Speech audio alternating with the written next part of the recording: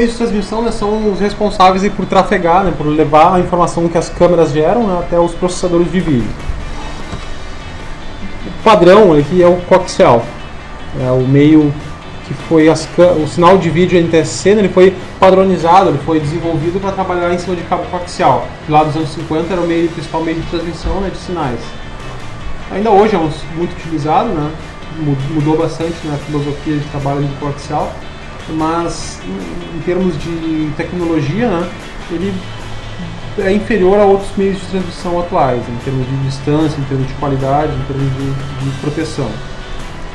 Ele então é um cabo baseado num núcleo, né, idealmente de cobre, né, coberto por um dielétrico, então como forma de isolante, né, seria esse mais escuro aqui no desenho, o núcleo, e aqui uma malha blindada, uma malha de proteção, uma malha trançada blindada, né, que fornece tem como objetivo, né, fornecer uma blindagem para esse sinal interno. Então a malha é aterrada, tem nível 0 volt, né, é a referência para o sinal que trafega na malha, ela trafega no núcleo.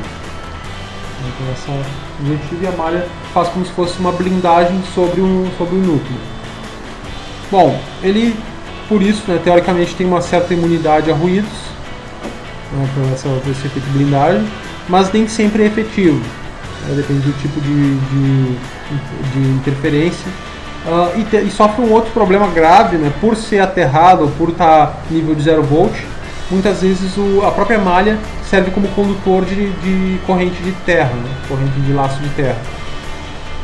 Então essa corrente que circula pela malha, muitas vezes ela gera interferência no sinal, gera barras, gera ruído no sinal e na imagem, traduzido na imagem na forma de barras de interferência. Normalmente ocorre quando tem a fonte da alimentação separada para a câmera e o PDR no caso, né? Então interfeitas diferentes. Isso. Tem essa diferença aí, né? Daí tem a diferença de potencial diferente nas duas pontas, daí circula uma corrente de uma ponta para outra. Isso é uma situação comum aí que acontece, né, que é tradicional no cabo coaxial, que não ocorre em outros meios. No par trançado não ocorre, é diferencial, né, e na fibra menos ainda, né, que não tem transmissão eletromagnética. Bom, de qualquer forma, o cabo coaxial é interessante por causa do custo, né, que basta a gente botar os conectores e ele já está pronto para trafegar o sinal de vídeo. Claro que não é qualquer coaxial, tem algumas especificações aí. A impedância dele, né, 75 ohms, tem trabalho. Em termos de características, o ideal é o de cobre. Né, então, no Brasil é muito comum de alumínio, né, principalmente a malha de alumínio e núcleo de aço. Em alguns casos o pessoal... Qual é o recomendável de 75 ohms. Quanto mais malha, melhor. Exato. Então, o ideal é 95%.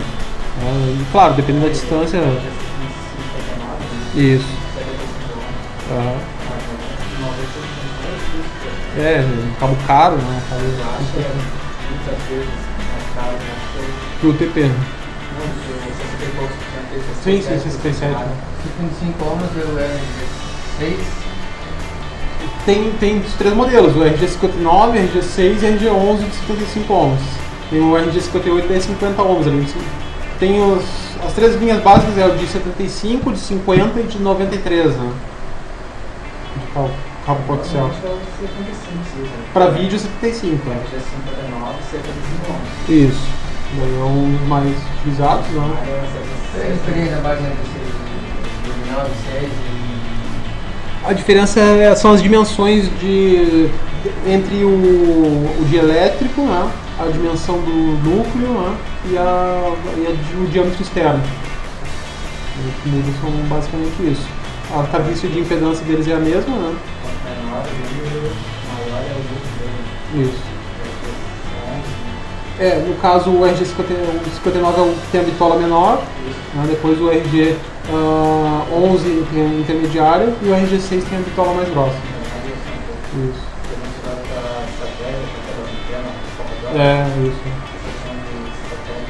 Obviamente o 6 é o mais caro, né? Isso. E no caso aqui já não é de normas aliás, desculpa, é o 11, ele é o mais que tem a bitola maior. Tem o 15 também que tem a bitola maior ainda, mas eu nunca vi desse, que deve ser um cano assim no cabo. Então são... Eu tenho até as características de alguns deles aqui, ó.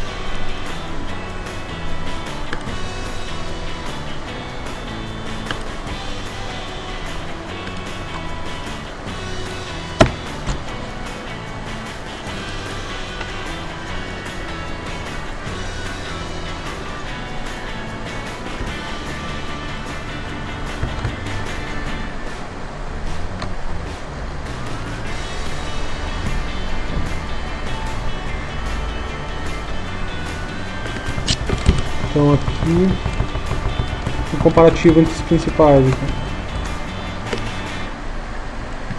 Então basicamente o que muda? Diâmetro externo, a bitola do núcleo, né? Diâmetro do núcleo, a impedância nominal é a mesma, o tipo de capa, o diâmetro do dielétrico. E por último aqui o resultado da atenuação em dB por quilômetro, ou dB por 100 metros, dB a cada 100 metros. Então as características entre eles, né? Tem mais o RG15, que daí é bem mais grosso que o próprio RG11. Eu nunca vi no mercado nacional. Assim. Outra coisa importante que é o tipo de capa também, né? E a capa, daí, de acordo com a aplicação, né? Normalmente para a área interna PVC e para a área externa polietileno. Então, caracteristicamente é o preto para a área externa e o branco para a área interna. Então, essa característica, né? O PVC ele é retardante à chama, né, normalmente, então tem essa característica aí para uso interno. E o externo tem uma maior durabilidade, né, em termos de resistência contra a ultravioleta, né, contra o próprio ultravermelho. Né.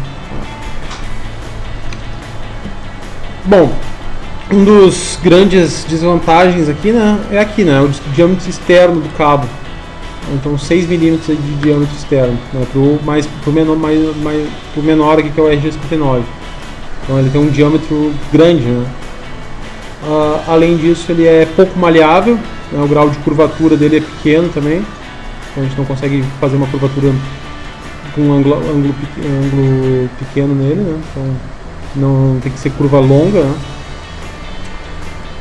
E ele é pouco maleável, né, então tem que ter cuidado ali para no fazer a passagem do cabo, né, no fazer a tração dele, fazer com cuidado, então para não arrebentar malha, para não esticar o cabo, não alterar principalmente o dielétrico, né, que a característica do dielétrico é que define a impedância dele, a relação do diâmetro externo do diâmetro externo da malha com o dielétrico, que vai definir essa impedância nominal dele. Então é um cabo que tem uma taxa de ocupação muito grande em termos de distância, em termos de tubulação, né, e de passagem. Ele tem as características aí de até 250 metros para o RG59, 450 metros para o RG6 e 540 metros para o RG11. Claro que isso varia da qualidade do cabo, da condição de passagem, né, mas em média em torno disso.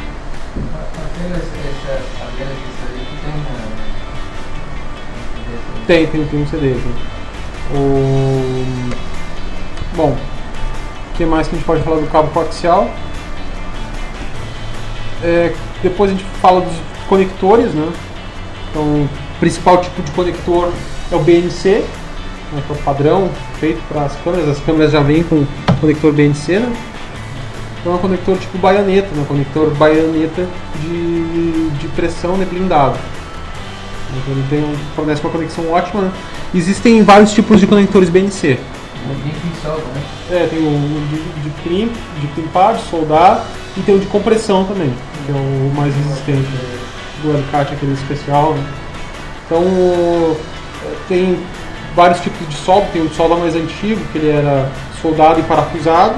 Depois tem o de solda mais atual, que é somente soldado, né? A desvantagem, o de solda ele dá uma conexão boa, Só a desvantagem dele é que ele necessita da ferramenta de soldador, né? Eventualmente uma instalação externa, uma instalação num poste, instalação num local mais restrito, né? A gente tem dificuldade para soldar. Né? Então, eventualmente para aquecer o ferro, né, de solda e para manter ele aquecido, né, e para fazer a solda em locais mais restritos. Né? Entre compressão outra, né? É, exatamente. O de crimpar ele dá uma certa uma facilidade de instalação, né, praticidade de instalação, porém ele dá um nível de mau contato maior. Então ele não fica tão bom o contato em relação ao de compressão. O de compressão ele já é um conector especializado, né, de maior qualidade, aí com a compressão ele fixa bem e fica muito firme em termos de conexão, em termos de robustez, né, com um conector muito forte. Você pega o conector no sentido longitudinal de uma. Isso, e pressiona a parte traseira do conector contra a parte da malha, né, fixando ele de forma muito firme. E o crimper é forma transversal. Né? Exatamente, ele esmaga, né, o anel sobre o cabo. Né. Então a deformação dele é muito grande ali, né? Então ele acaba muitas vezes machucando demais o cabo, né? Então acaba quebrando a própria malha ali, onde ele deveria estar fixado, né? Acaba quebrando o próprio anel. Então tem um aproveitamento pequeno. Tem ainda algumas pessoas ainda que preferem trabalhar com outros conectores, né? Trabalhar com o conector F, que tem um F de rosca, né? Rosqueio sobre o cabo ali. Mas aí a desvantagem desse é que ele tem que usar um adaptador daí, né? Tem que usar um adaptador de F para BNC. E com o tempo, dependendo da qualidade do conector, com o tempo ele vai oxidando aquela rosca, né? E acaba dando um mau contato também. Isso. Exato, ele vai prejudicando o contato. Sim. Uhum. Em todas as conexões, tanto de câmera de uma ponta do outro, é sempre BNC. Sim, exatamente. Salvo algumas microcâmeras aí de menor custo aí que o pessoal vem só o fiozinho às vezes, né? Tem uns que vem com RCA e tem uns que vem só o fio mesmo, só o cabinho. Então é uma questão assim complicada porque o cabo coaxial, né, ele não deve ser emendado, né? Ele não aceita emenda porque a gente não tem como emendar o de elétrico, né? Não tem como soldar como emendar o de elétrico. Então tem que botar um conector emenda, né? Você vai, tem que emendar dois rolos de cabo. Então tem que botar um conector BNC em cada ponto ou de outro tipo e um conector emenda. Né? Então é o mais indicado, né?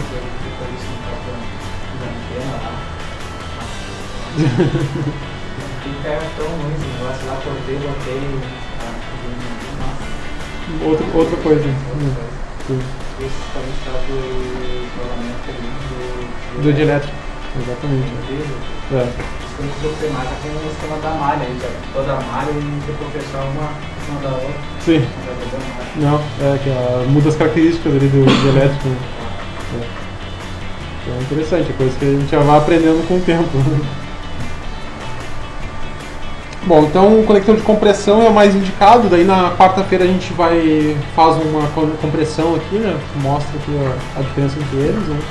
Então é clássico, assim, os outros tipos normalmente, né, o próprio de crimpar e o de com F, né, conector F adaptado, ele dá muito mau contato, então a gente mexe o cabo, principalmente com placa de captura, tem aqueles rabichos, né, que tem os 16 conectores, os 8 conectores, ali dá muito mau contato, então a gente mexe um pouquinho e sai uma câmera do ar, aí mexe de novo, volta, aí mexe e sai duas. O típico, não mexe aí. É. A gente teve um cliente que comprou um sensorzinho, uma maquininha dela, dessas que toca, botou dentro do rack, e aquelas duas placas de 16 canais cada uma.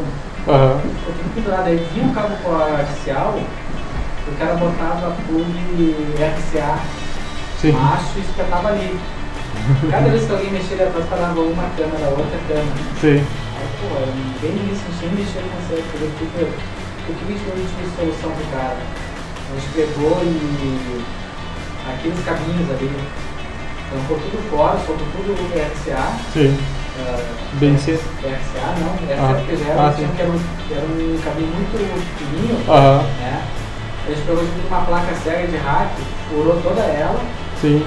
E aí botou tudo conector de emenda. Uhum. Tipo F. Sim. Aí, né? E aí grudou e emendou ali, por trás tinha um adaptador de FCA para RF. Sim. E por trás tinha com um RF normal. Aham. A solução do cara. Sim. Resolveu, né? Gambiarra, né? Sim. Resolveu, né? É, mas melhor do que o original. Mexendo no carro barato mesmo assim. Sim. Então os caras muito fininho, vagabundinho. Sim. Outra coisa também que pra mim é erro de projeto ali das placas, né? Que o pessoal bota aquele monte de cabo ali pra ficar pendurado ali. Vem um monte de cabo coaxial pesado, né? Fica puxando a placa pra baixo ali, forçando ali o contato da placa PCI, forçando os conectores ali. A gente botou a máquina no cara bem pra trás, lutou, Sim. e a gente até pegou e pegou umas caras, não me engano, assim, ó.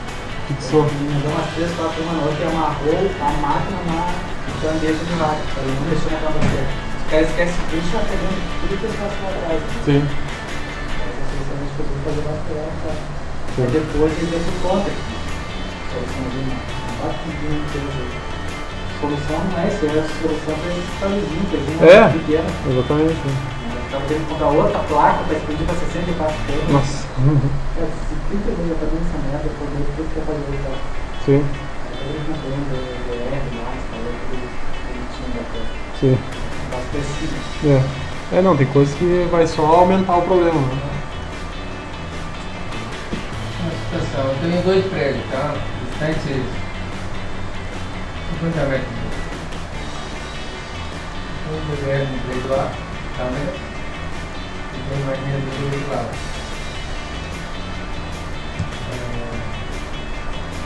Os vários eu passaram 6 cabos coaxiais para alimentar aquelas 6 câmeras.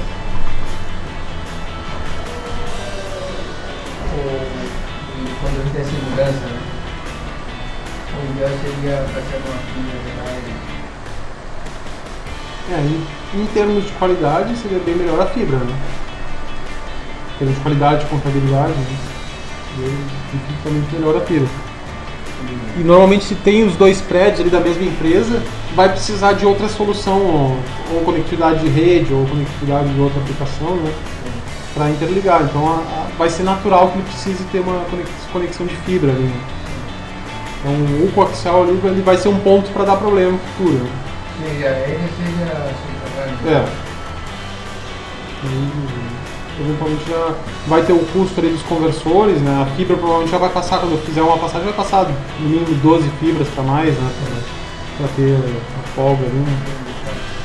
Mas aí, de qualquer forma, o coaxial vai ser um ponto ali para a ruptura futura. Ali. Vai ter algum problema, vai ter acesso subterrâneo, vai molhar, vai inundar eventualmente.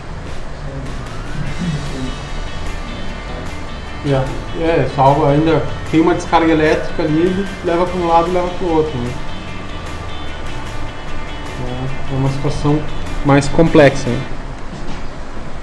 Bom, passando aí, né, com o tempo surgiu, né, desenvolvimentos, né, em cima do cabo de par trançado. As próprias redes, né, migraram aí do coaxial para o par trançado. Inicialmente trabalhava aí com as redes de cabo de 50 ohms aí para rede em anel, né? Barramento, e a própria IBM também tinha seu padrão ali, rede em anel, né, também. Então, tudo baseado em coaxial, né? Mas percebeu-se, né, que se era possível, né, ter um melhor desempenho, né, em cima do par trançado, né, aplicando a tecnologia, aplicando outros conceitos de transmissão, né, em cima do par trançado. Hoje em dia, né, o par trançado está bastante superior aí em relação ao cabo coaxial.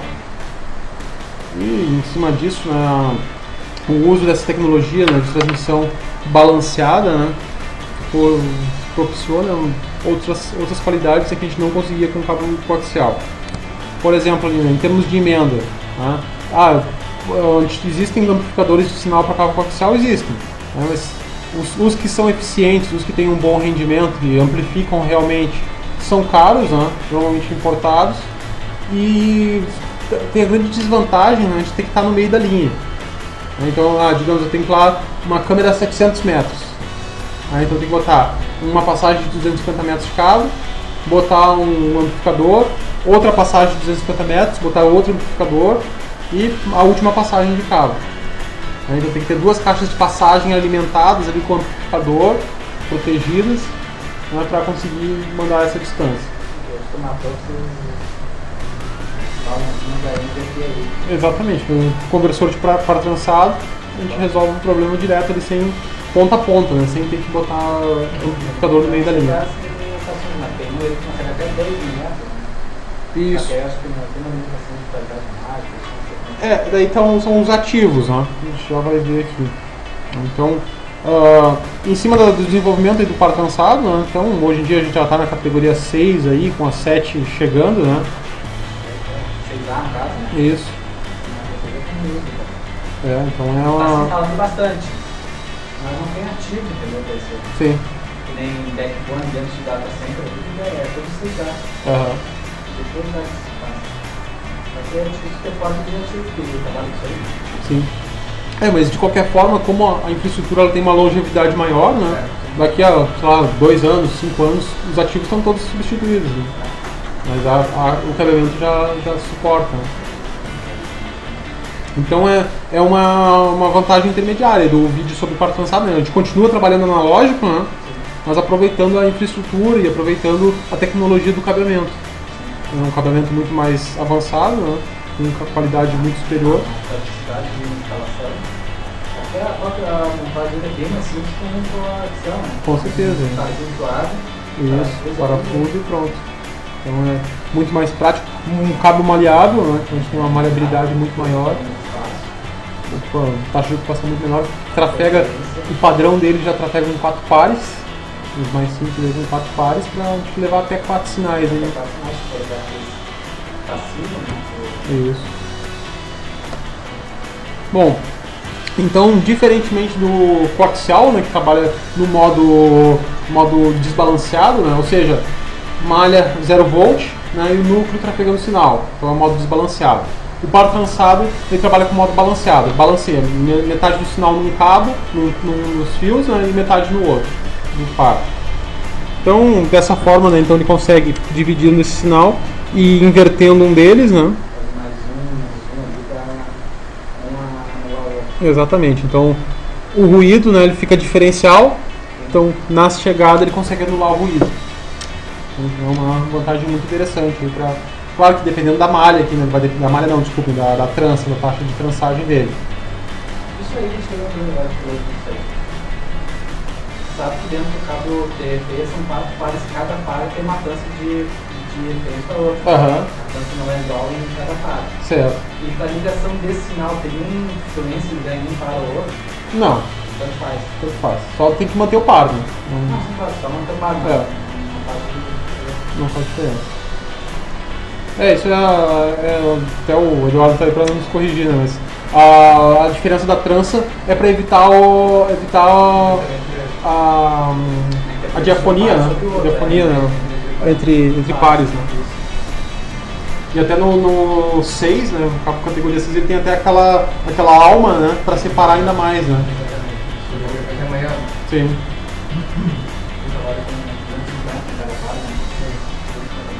É um cabo bem mais robusto, né, em termos de transmissão.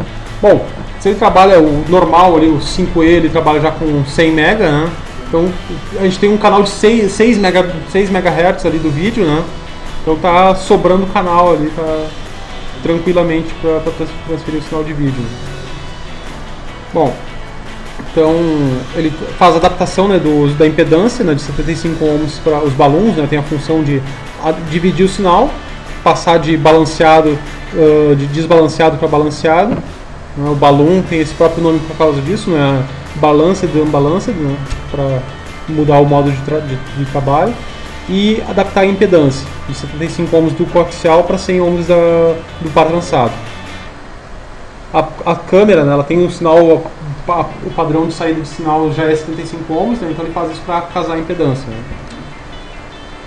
E aproveitando essa transmissão, né, para ganhar em distância, né? Então tem capacidade, né, de transmitir esse sinal devido às menores perdas, né, por distâncias muito maiores. Então aqui a gente tem uma tabela aproximada, isso varia de fabricante para fabricante, né, de tipo de cabo para tipo de cabo, em torno de 300 metros passivo.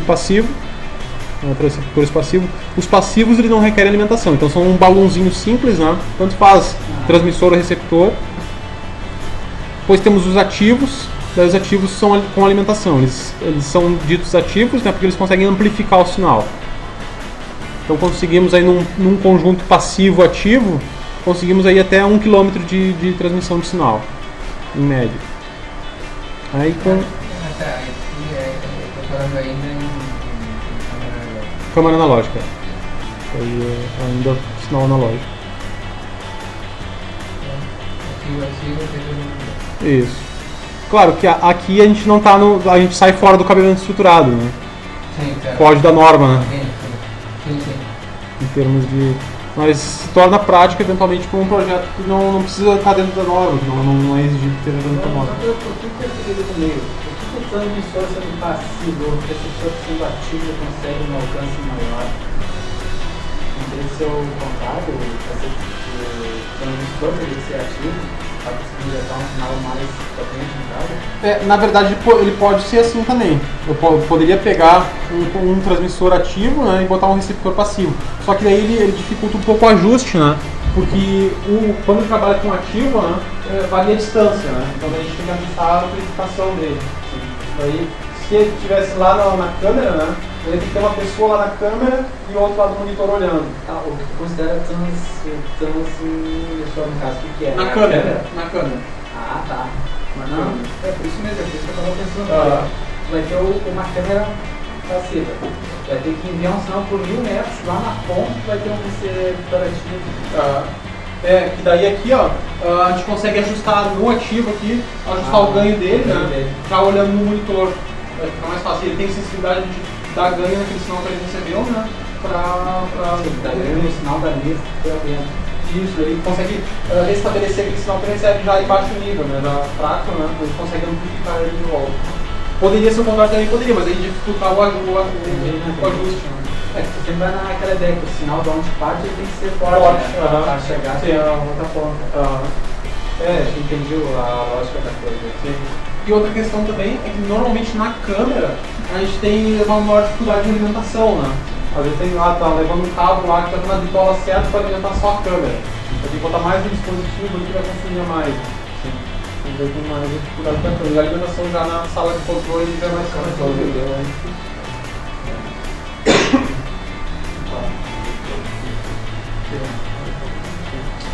E aqui também, né, no receptor, muitas vezes tem um módulo, né, tem um hub, né, tem vários receptores mesmo, facilita, né, o custo, né, facilita nas pontas.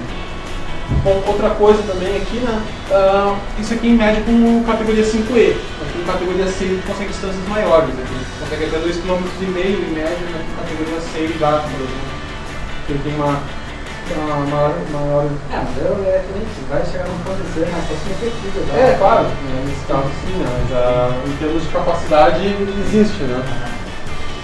Até porque aqui já muda um pouquinho em relação ao cabeamento estruturado, né? Porque é até mais difícil a gente conseguir um cabeamento dessa distância aqui. Olha, eu já vi bobina de 1000 metros, que é aquele cabo de guiado todo externo, né? Sim. Cabo TP de guiado. E mais. Uma vez eu vi um bobina, né? Bobina.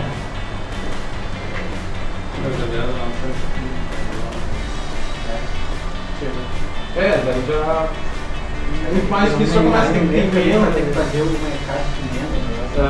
Agora começa a complicar. Além do que, apesar de ele ser mais imune à interferência, mas a ruído da interferência, ele não é imune à descarga elétrica, né? Então, num ponto desse, cair uma descarga elétrica próxima, ele vai ser um condutor, né? De alguma coisa vai danificar, né? Isso é bom quando tem distância grande com um pavilhão dentro, assim, aí é bom essa solução que era a primeira ali, né? Sim, essa aqui, ou até mesmo essa aqui, né? A intermediária aqui, né? Essa é em área tudo interna, sim. Quando é externa, até pela questão da proteção, ou uma fita, ou tem uns protetores de estudo aí com essa o próprio NVT, esses conversores de placa lançados de menor qualidade, eles já são protetores de surto, né? Então eles já são como um fusível, assim, né? Então deu uma descarga e queima, né? Para proteger o restante, o DVR, a câmera, eles já queimam para isso. Né? São projetados para funcionar como um componente de proteção. Assim. Não é, senhor? Bom, então temos aí os hubs, né? Então os hubs são concentradores de conversores de par trançado. Para vocês não é problema, mas o pessoal muitas vezes confunde, né? O hub é o hub de rede. Então o pessoal que não tem conhecimento muito da área, eles têm essa confusão, né? De confundir porque usa um termo similar, né? E de achar que é o mesmo tipo de equipamento. Então não. Não, mas agora não existe mais. Bota um switch aí. Bota um switch. Então não, é dedicado para isso, né? Uma das limitações também do par trançado aqui, de vídeo sobre par trançado sobre o cabeamento estruturado, é que ele não pode passar por ativo, né? Então tem que ser uma linha ponto a ponto, né? Para a transmissão do sinal. Ele conflita um pouco com o cabeamento estruturado, que passou dos 100 metros ali, né? Dos 90 metros, aí está fora da norma também. Então, outra coisa.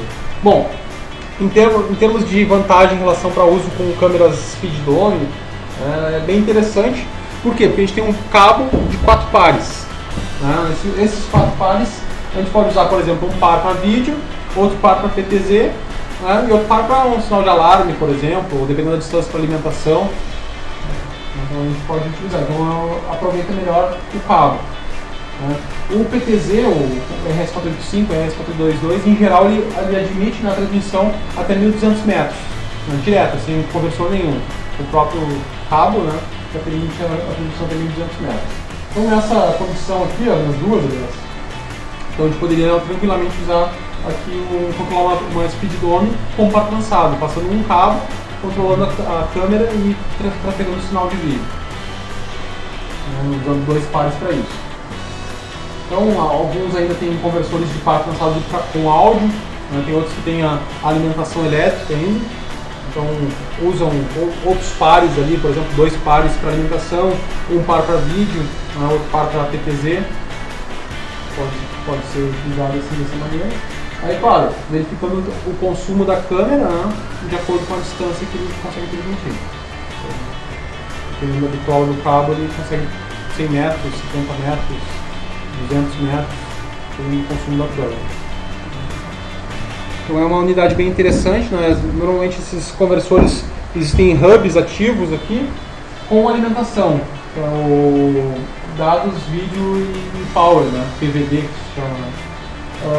Então ele já tem a fonte do módulo, né, ajustado, então a gente pode estar monitorando lá, medir na ponta, né? Ver quantos volts chegou lá e ajustar na saída aqui, né?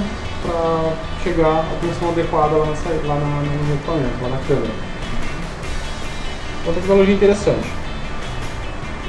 Além disso, né, ele pode ser, eventualmente, né, dependendo do projeto, pode ser um sistema parcial, aí, um sistema intermediário para o IP. Então, eu tenho um sistema, não vou usar câmeras IP por enquanto, mas daqui a 2 anos, daqui a 3 anos eu quero passar para IP. Então já é uma infraestrutura meio físico que pode ser aproveitado futuramente. Hoje em dia, sim. É uma tecnologia muito interessante para instalações principalmente intermediárias, né? Distâncias intermediárias entre 100 metros e 1 km, né? E aproveitando melhor ainda a infraestrutura. Né? Bom, depois aqui um exemplo aí, forçando um pouquinho, né? Mas em termos de dá para a gente ter uma dimensão aí, né? da taxa de ocupação, né? E da infraestrutura, né?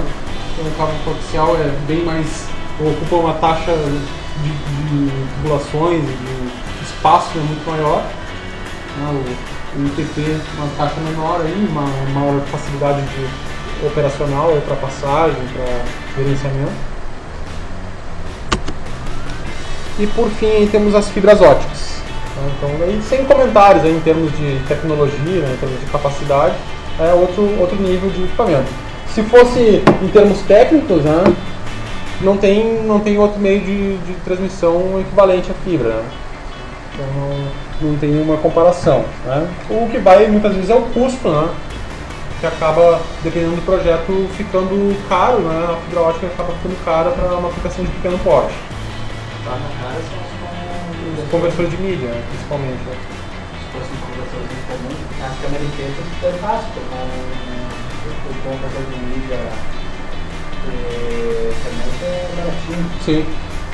Botar uma câmera para pegar cega só ela para usar um pouco mais complicado. É um conversor mais especializado. Existe câmera no mercado com câmera ótica dessa, né? Não, nunca vi. Pode ver também isso aí, né? Também vai demorar, né? Eu pesquisei justamente pensando nos módulos de G20 que vem suítes, né? Só que a eletrônica daquele mini G20 é metade está ali dentro, metade está dentro do suíte, né? Eles só posicionam, né? Verdade. Sim. Por isso que não pode pegar um CD que bom e enfiar num outro qualquer. Sim. Mas se um módulozinho desse tamanhozinho consegue converter a luz com sinal elétrico do switch, por que não tem uma câmera? Sim. Sim, pô, bacana. Aí tem a metade, digamos, um quarto do que ele tem que fazer tá nele, o resto tá tudo dentro do switch. Sim. Por isso que eu não fazer. Já voltando às câmeras. Interessante. Mas eu acho que teria muito sim se o pessoal não investisse. Principalmente dados, coisas assim. Sim, a aplicação de grande porte.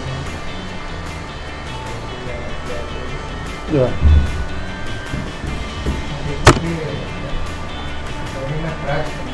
Sim. Gosto de examinar a pista, não só. Vê que os caras fazem igual primeiro tá meia pista ali, os caras estão com um caminhão duplo lá. Sim. Lá em cima do poste, lá mexendo na câmera. Tem que chegar elétrica, chegar fibra, da às vezes é só para limpeza, né? Bom, então a fibra aí inúmeras vantagens aí, né? Distância, imunidade a ruído, imunidade a interferência eletromagnética, não propaga o laço de terra, né? Não tem corrente circulando na própria fibra, capacidade de retransmissão, né? Então a gente pode retransmitir ela, botar os componentes ativos aí retransmitindo infinitamente. Largura de banda alta, né? Então numa fibra a gente conseguir colocar N sinais de vídeo ali, N sinais de... enfim. E aplicação aí para projetos de maior qualidade e maior porte. Então é o meio de transmissão mais vantajoso em termos de qualidade técnica. As desvantagens então o custo dos conversores, né, principalmente, o custo da instalação, e dependendo da empresa, se não tiver especialização, né, esses são os limitantes aí da aplicação. Quem deveria tirar essa vantagem daí, na verdade pode ser desvantagem ou vantagem, né? Dependendo da ótica. Pode pular pra cima ali, seu. Pode pular pra cima uma vantagem. Né? Mas de qualquer forma, né, é o melhor meio de transmissão aí que temos. Né? A própria terra aí, a internet, né, funciona graças à fibra. Né? Se fosse depender de rádio, depender de satélite, né, não ia funcionar. Né? Então graças a fibra submarina aí, aos cabos óticos aí que temos o nosso Google aí, temos o YouTube. Sei, ficou uns 2-3 dias fora do ar aqui, né? Comprei um cabo lá. Da Embratel, né? Pra ter redundância. Sim. Já tinha rompido a redundância. Isso existe, né? Tem lá, né? Cabo 1 e cabo 2. Ela estar ligado em equipamentos a 50%. Quando desce para um, pegava a carga desse aqui e jogava para cima do outro. Só que quem colocou, ó, isso é um custo muito alto para ter isso aí, os dois estão trabalhando a 100%. Sim. Quando dá pau no, eles pegam os prioritários daqui, os prioritários daqui juntam os dois. Que não são e tiram fora. Que é a hora do governo estabeleceu que não pode parar, eles têm multa, se parar, multa alta. Sim. Eles pegam o prioritário A, o prioritário B, junto todo mundo, e quem não é prioritário daqui ficar fora. Então, uma inteligência econômica. É questão de lucro, né? Questão de... Na verdade, uma Anatel da vida não pode falar assim, cara. Sim, deveria, né? Se é pra ter redundância, tem que ter redundância, né? Eu acho que 2 dias sem terra, sem não sei o quê, não. A terra é só certo local. Sim, eu lembro. Qualquer coisa fora daqui, tudo. Foi, acho que 2007, acho que foi isso, né? É, eu lembro. Mas a própria Speed lá em São Paulo, né? Ficou lá com um problema grave lá, 2, 3 dias fora do ar também. Era um roteador deles que estava com problema, né? Demoraram uns 3 dias para descobrir. Né? Isso é mais recente um pouco. O ano passado, eu acho. Isso do ano passado. Ele tem um alto investimento no equipamento ali e às vezes fazem um uso incorreto, né? O cara tinha um molho nosso lá. Os caras vieram aí, instalaram, o negócio ficou apitando, eu peguei dele na mesma rede, ele tem 2 fontes, aquele molho, né? Sim. Pegou na mesma fonte que pegou, não tem nada. Faltou isso pra tudo lá. Sim.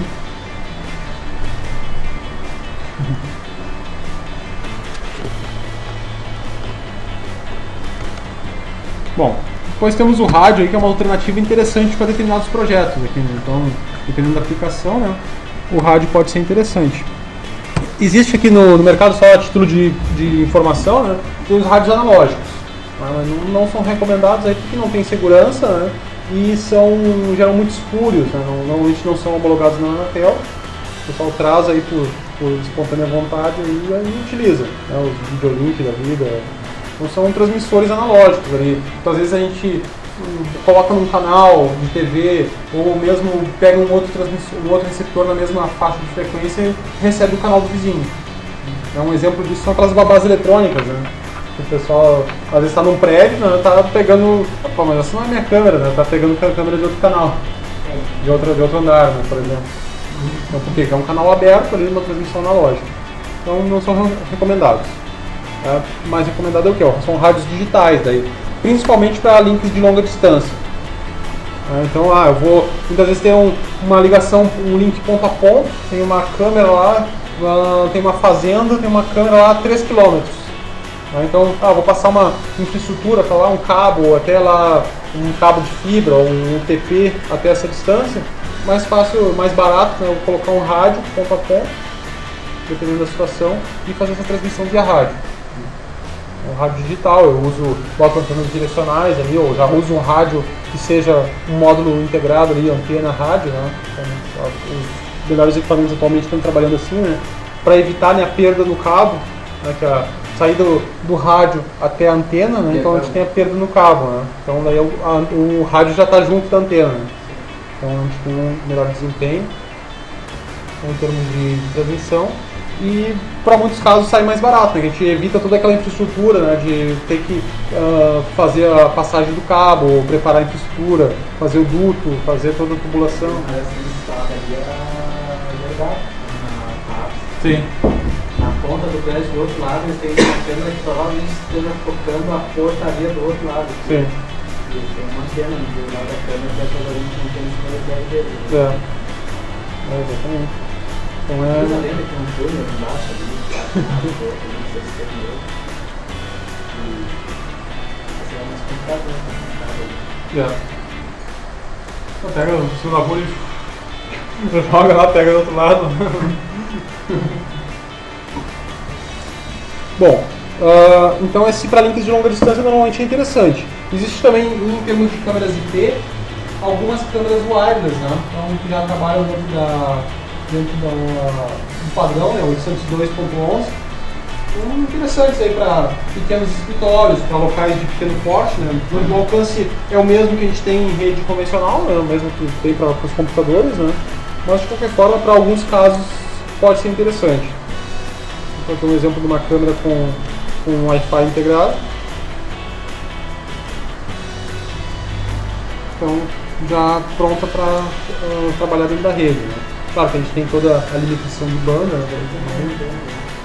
Trabalha com diversidade, daí, né? Aquele que tiver a melhor reflexão, ele aproveita o sinal. Né?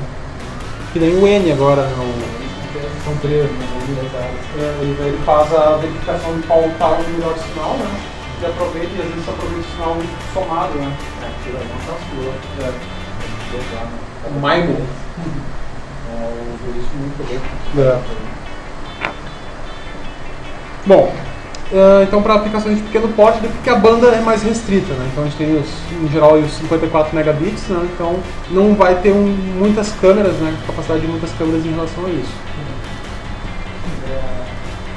Pequeno escritório, uma área da empresa, enfim. Então, normalmente ela é uma solução de pequeno porte, assim, não, um grande porte é cabeado, tem que ser cabeado.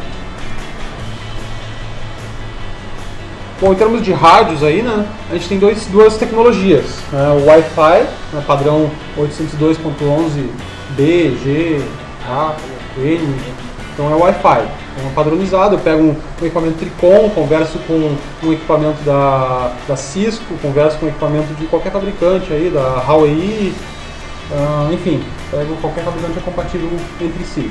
Tá? E depois temos o sistema backhaul, aí são sistemas dedicados, né, cada fabricante tem o seu protocolo, também entrega um RJ45 numa ponta e um RJ45 na outra ponta, né? Mas a forma como um enxerga o outro, como um conversa com o outro, como um criptografa e faz toda a transmissão é transparente. Ele é protocolo fechado, né? Então o fabricante tem seu protocolo e ninguém fora daquele fabricante ou fora daquele produto enxerga aquele protocolo, enxerga aquela comunicação. Então ele é vantajoso porque ele dá maior distância, ele dá uma maior segurança, né, de que não vai ser quebrado isso. O Wi-Fi, apesar de ele ter mecanismos de proteção, né, o próprio criptografia, senha de segurança, filtro de MAC address, né, ele ainda tem a possibilidade de ser visto, né, de ser quebrado por conhecimento, por tentativa, ou mesmo ser impossibilitado de transmitir. Por se conhecer uma faixa de frequência dele, bloqueio, gera um sinal mais forte naquela faixa de frequência, eu bloqueio. Eu não consegui interceptar, mas eu consigo bloquear. O backhaul, como ele não vai conseguir ser visto, né, ele vai impossibilitar que seja visto, não vai ser visto tão facilmente, então é mais difícil dele ser burlado e dele ser interceptado. Então, para projetos de maior porte, né, então normalmente é mais indicado essa tecnologia backhaul. Né. Outra que está surgindo aí bastante interessante, né, o WiMAX, aí, que deve entrar aí quando acabar aí o reinado aí do 3G ou quando tiver uma força maior aí, né? Então o WiMAX deve entrar aí como uma alternativa, né, de transmissão de maior capacidade. Seria a internet sem fio de acesso para poder estar andando no carro. De alta velocidade, até 70 megabits. Né? Cortando de uma área sem ter reflexo. Né? O Wi-Fi ele não tem não é totalmente móvel, né? Tem a mobilidade, mas ele não tem a gente não consegue trafegar com ele em movimento, né? No carro, no veículo, né? É feito para eu tô aqui, tô lá, então para trocar de local, mas não para estar na aplicação móvel.